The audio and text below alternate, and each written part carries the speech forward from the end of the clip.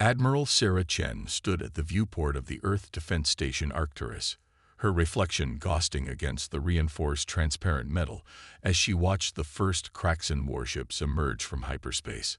Their vessels looked like polished obsidian daggers against the star-filled void, beautiful and lethal. Multiple signatures detected. Admiral, Lieutenant Rodriguez reported from his station. Counting 37 capital ships, and still counting, ma'am. Chen's jaw tightened. The diplomatic mission had failed. After 6 months of tense negotiations with the Kraxan Empire, Earth's refusal to submit to their protection had led to this inevitable moment. She'd warned the Security Council this would happen, but they'd insisted on trying diplomacy until the bitter end. "Status of the defense grid?" she asked, her voice steady despite the growing knot in her stomach. "All stations reporting ready, Admiral. Orbital platforms are charged and tracking. Ground-based installations standing by." The Kraxan ships moved with perfect precision, their formation an immaculate geometric pattern that spoke of centuries of military tradition. Humanity had only achieved faster-than-light travel 15 years ago, and their defensive capabilities, while impressive for their level of development, were nowhere near the Kraxan's technology level. "Open a channel to all Earth Defense Forces," Chen ordered. As soon as the communication officer nodded, she spoke. "This is Admiral Chen. The moment we've prepared for has arrived. The Kraxan believe their superior technology makes victory inevitable. They expect us to follow conventional space combat doctrine, to fight the way they fight. That's exactly what we're not going to do." She paused, watching as more Kraxan ships appeared, their formation growing denser. Implementation Case Omega is now in effect. All units switch to distributed command protocols. Activate the Ghost Net. Around Earth, hundreds of seemingly defensive satellites suddenly transformed, revealing themselves as sophisticated electronic warfare platforms. The Kraxan's perfect formation began experiencing unexpected sensor ghosts, false readings, and communication disruptions. "They're launching fighters," Rodriguez reported. "Standard attack pattern. Wait, their formation is shifting. They're adapting faster than expected." Chen smiled grimly. "Of course they are. That's why we're not just going to throw our fleet at them." She turned to her tactical officer. "Initiate Operation Scattered Thunder." Across Earth's orbit, civilian shipping containers suddenly burst open, revealing clusters of stealth missiles. Mining platforms transformed into weapon platforms. Passenger liners dropped their outer shells, becoming fast attack craft. The organized chaos that humanity had spent months preparing was unleashed. The Kraxan fleet's perfect formation wavered as they encountered something their tactical computers couldn't process, a defense that followed no known military doctrine, no established patterns of space combat. Their ships, programmed for efficiency and optimal engagement protocols, struggled to adapt to the seemingly random attacks coming from all directions. "Ma'am," Rodriguez called out, excitement creeping into his voice, "the Kraxan fleet is showing signs of confusion. Their response times are increasing. They're trying to regroup into defensive formations. Now we show them why you should never underestimate human creativity," Chen said. "Launch the Fireflies." Thousands of tiny drones, each barely larger than a human hand, swarmed from hidden bays across Earth's orbital infrastructure. They weren't weapons. They were industrial repair units, reprogrammed to attach themselves to Kraxan ships and interfere with their sensor systems. The massive Kraxan dreadnought at the center of their formation suddenly fired its main weapon, directly into one of its own cruisers. The electromagnetic interference from the Fireflies had confused its target identification systems. "All units, execute attack pattern Delta," Chen ordered. "Let's show these aliens why humanity's greatest strength isn't our technology. It's our ability to think outside the box."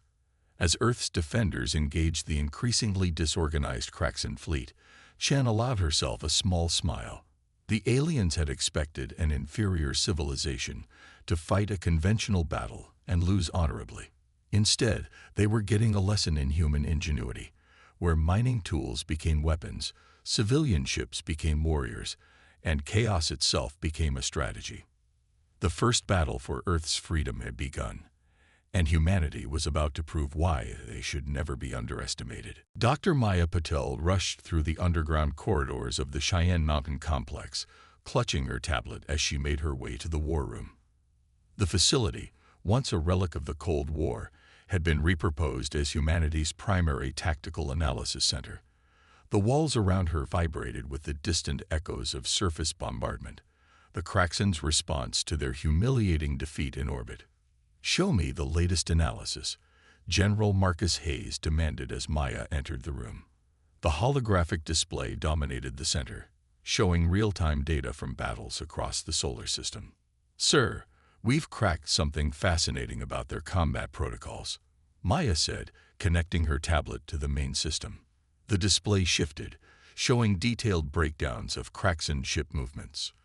"Their tactical algorithms are incredibly advanced, but they're built on a fundamental assumption we don't share." The general leaned forward, his weathered face illuminated by the holographic light. "Explain." "The Kraxen evolved from pack predators," Maya continued, pulling up evolutionary data their xenobiologists had compiled. "Their entire military doctrine is based on perfect coordination and hierarchical command structures. When we scattered their formation in that first battle, we didn't just disrupt their tactics, we violated their fundamental understanding of how warfare works." Lieutenant Sarah Chen, newly promoted after her sister Admiral Chen's successful defense of Earth, stepped forward. "That's why they retreated to regroup instead of pressing their numerical advantage. They literally couldn't comprehend our apparent lack of coordination as anything but a malfunction." "Exactly," Maya nodded, switching the display to show recordings from the orbital battle. "Look here, when we launched those repurposed mining drones, their ships actually increased power to their communications arrays instead of their weapons. They were trying to fix what they saw as a breakdown in command structure." General Hayes stroked his chin thoughtfully. "So their strength is their weakness. Their need for perfect coordination makes them predictable. And vulnerable," Maya added, pulling up new simulations. "Their ships are individually more powerful than ours, but they're designed to function as part of a unified whole. When we force them to operate independently, their performance drops dramatically." The room fell silent as the implications sank in.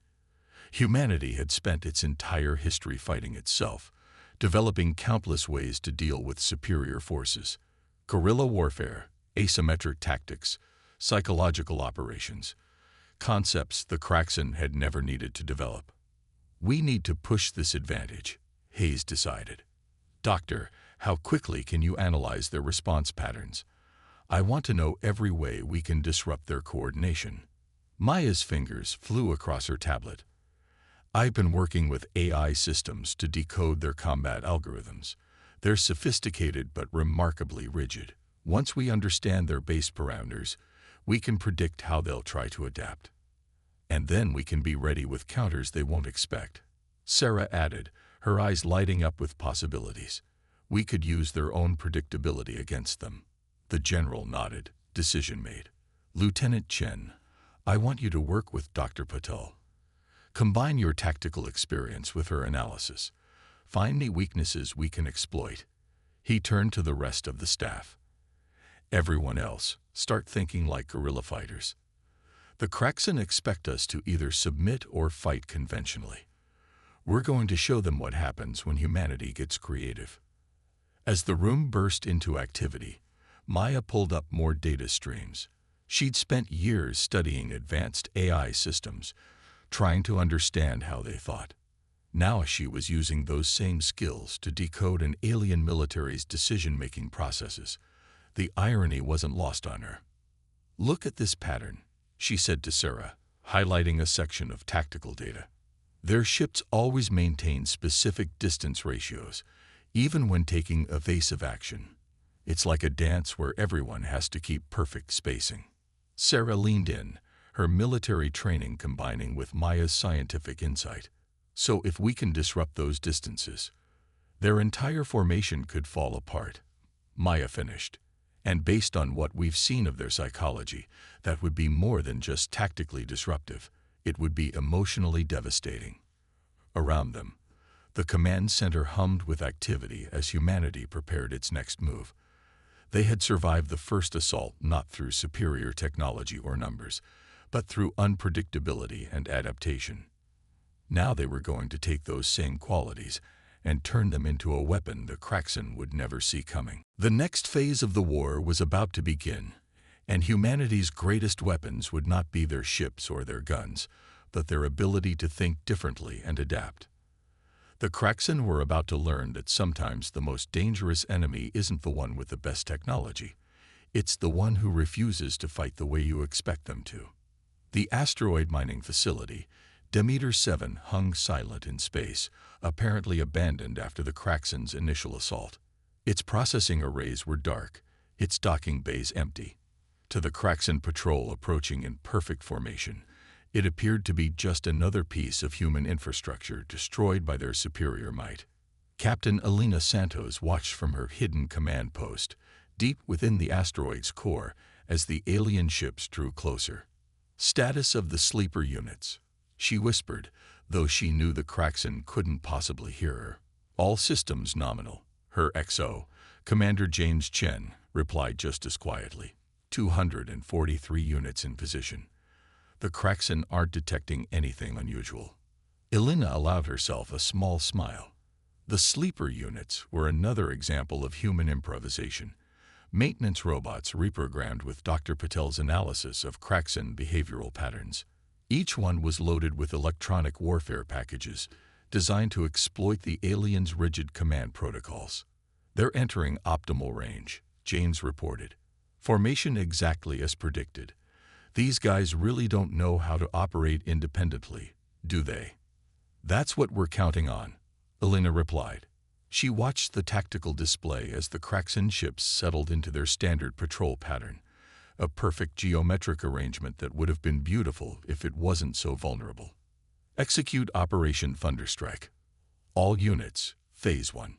Across the asteroid field, dozens of seemingly dead human installations suddenly flickered to life. Not with weapons or shields, but with contradictory sensor data, phantom energy signatures, and false communication signals. The Kraxan formation wavered as their systems tried to process the conflicting information. "They're responding exactly as predicted," James said, monitoring the aliens' reactions. "Increasing power to communication arrays, attempting to verify data through their command hierarchy." Elena nodded. "Launch the sleepers." From hidden compartments throughout the asteroid field, the reprogrammed maintenance robots activated. They moved with deliberate randomness, their trajectories calculated to seem chaotic, while actually following carefully planned patterns designed to disrupt Kraxan formation spacing. The alien ships began to shift position, trying to maintain their precious geometric patterns while dealing with the swarm of small objects. Their weapons remained powered down. The robots were too small to register as threats according to their combat protocols. "Phase 2, Elena ordered. "Light up the Ghost Fleet." Holographic projectors, salvaged from entertainment systems and modified by desperate engineers, sprang to life. Suddenly, the asteroid field appeared to be filled with human warships, their signatures exact copies of vessels the Kraxan had already fought and cataloged. The alien formation broke completely as their tactical systems tried to respond to threats that didn't exist, while maintaining formation around obstacles that seemed to move randomly. Ships began firing at phantoms, their perfect coordination shattering under the strain of contradictory data. "Phase 3, Elena commanded, her voice hard. "Real fleet, execute." The true human attack force, hidden behind electromagnetic shields of their own, emerged from their concealment. They struck not at the Kraxan ships themselves, but at the space between them, using modified mining charges to create zones of gravitational distortion that forced the aliens to break their precious formation patterns. "Their command channels are in chaos," James reported, unable to keep the excitement from his voice.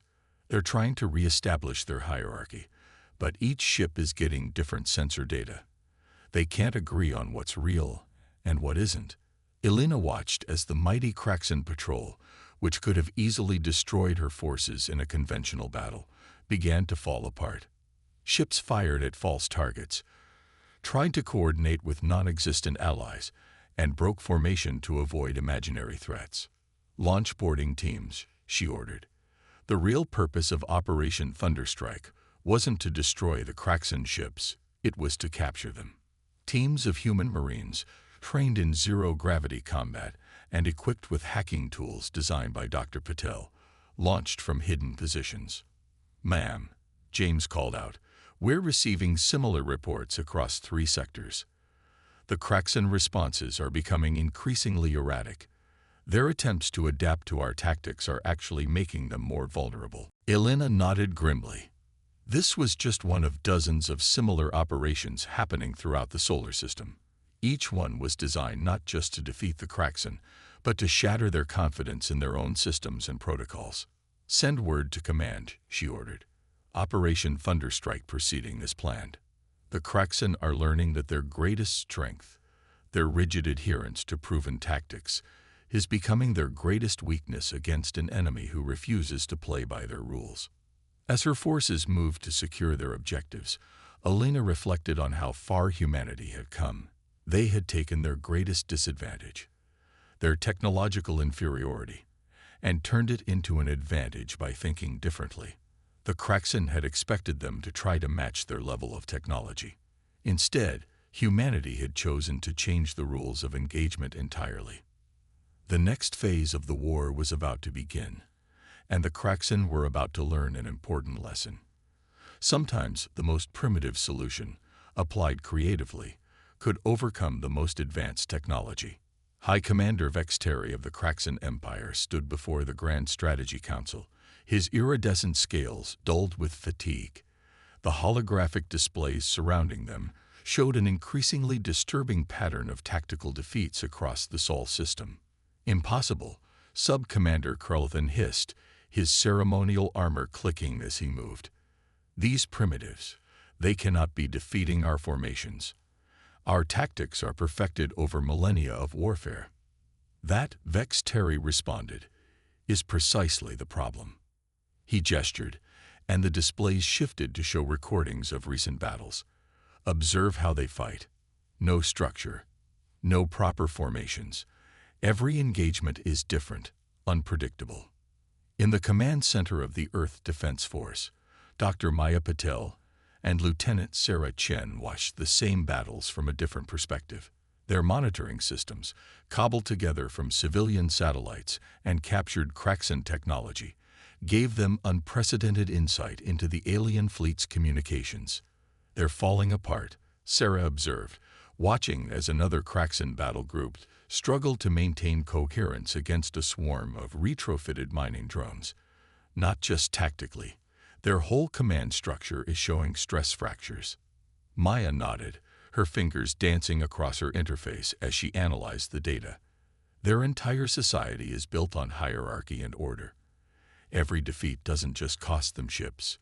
It challenges their fundamental understanding of how warfare should work." Across the solar system, human forces pressed their advantage.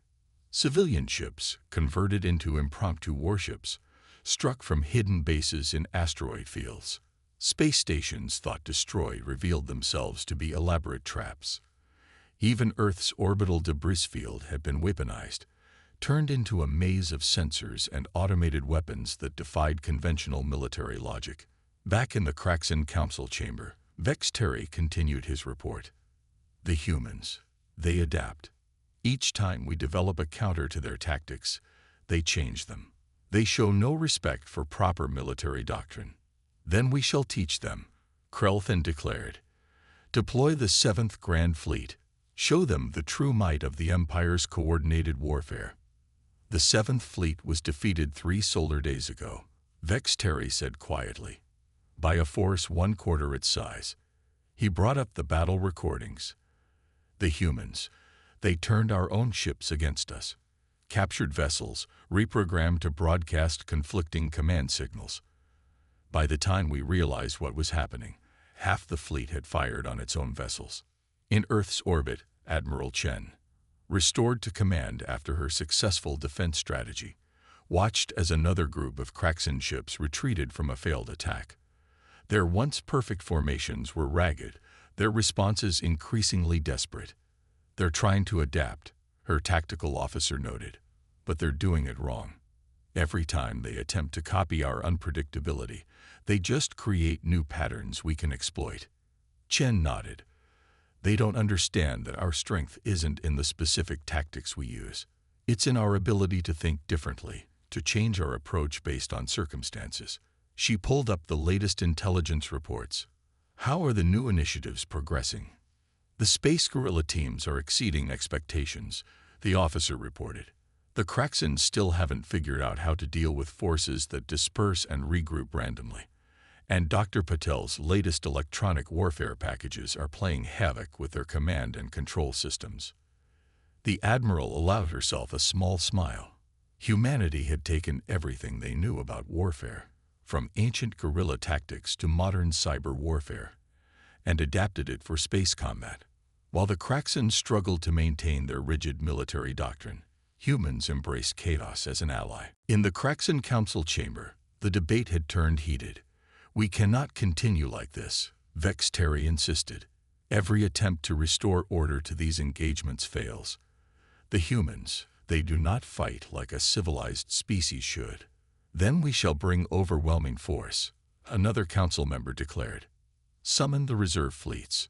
"The reserve fleets are needed to maintain order in our other territories," Vex Terry countered. "Already, word of these defeats spreads. Other species watch and wonder. If we commit all our forces here, we risk." He left the thought unfinished, but every council member understood. The Kraxan Empire had maintained its power through the appearance of invincibility. Now, a species they had dismissed as primitive was not just defeating them, but humiliating them. Worse, they were doing it in ways that the Kraxan couldn't even properly understand, let alone counter. As the council argued, humanity pressed its advantage. Each victory provided new captured technology to analyze, new tactical data to exploit. Dr. Patel's team worked tirelessly to decrypt Kraxan communications, while military strategists developed increasingly effective ways to use this intelligence. The tide of war had turned, not through superior firepower or technology, but through humanity's greatest strengths: adaptability, creativity, and the willingness to embrace chaos when necessary. The Kraxan were learning, too late, that sometimes the most dangerous enemy is the one who refuses to fight the way you expect them to. The massive holographic display in Earth's Combined Operations Center showed thousands of Kraxan ships in retreat. Their once perfect formations were now fragmented, their movements erratic and uncoordinated. Admiral Chen, Dr. Patel, and General Hayes watched as humanity's unconventional tactics continued to shatter the enemy's military doctrine. Latest intelligence from the captured Kraxan command ship, Maya reported, her voice tight with excitement. "Their entire command structure is collapsing. The subordinate fleets are refusing to maintain formation, afraid of falling into our traps. Some are even requesting independent operation protocols." Hayes nodded grimly. "For their society, that's practically mutiny.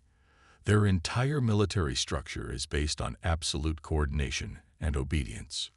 In the depths of space, the remnants of the once mighty Kraxan armada struggle to maintain cohesion. Their ships, still technologically superior to Earth's vessels, found themselves caught in a web of psychological warfare and tactical chaos that their rigid protocols couldn't handle."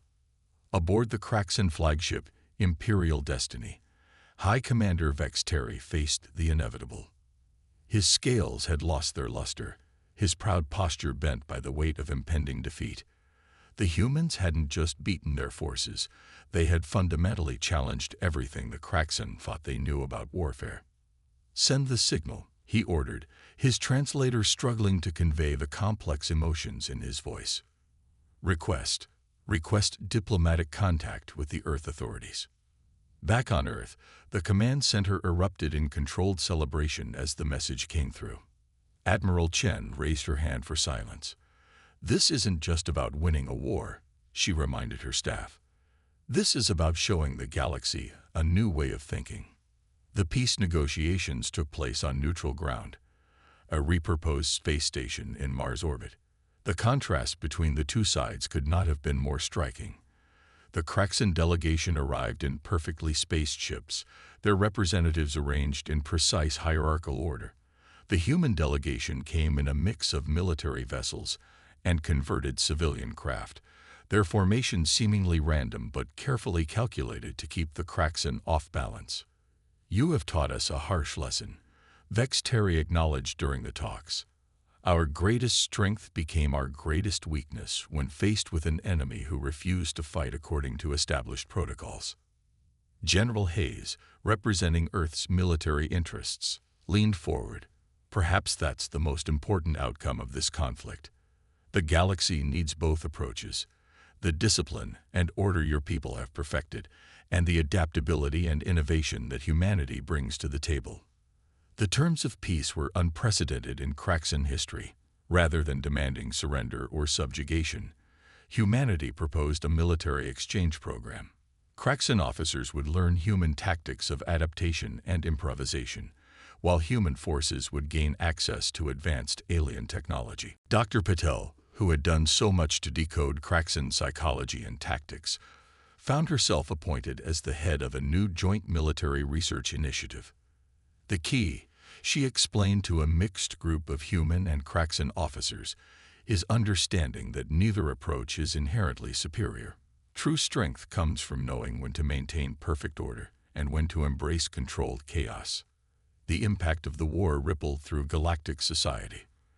Other species, long intimidated by Kraxan military might, watched in fascination as humanity's primitive tactics proved that technological superiority wasn't everything. Some began incorporating human military doctrine into their own forces, creating hybrid approaches that combined the best of both worlds. Admiral Chen stood at the same viewport where she had watched the first Kraxan ships appear, now observing a joint training exercise between human and alien vessels. The Kraxan ships still moved with impressive precision, but now they were learning to break formation when needed, to adapt and improvise in ways their society had never considered before. "We didn't just win a war," she told her staff. "We helped create a new way of thinking about warfare itself." The galaxy was locked into one way of fighting, one way of thinking. Humanity showed them that there's strength in diversity, in unpredictability, in being willing to throw away the rulebook when necessary. As the joint fleet maneuvered through space, it was clear that neither humanity nor the Kraxan would ever be the same. The humans had gained access to advanced technology and cosmic knowledge, while the Kraxan had learned that true strength comes not from rigid adherence to tradition, but from the ability to adapt and evolve. The stars watched silently as a new era of galactic civilization began, one where the ordered precision of ancient species learned to dance with the creative chaos of humanity, creating something greater than either could have achieved alone.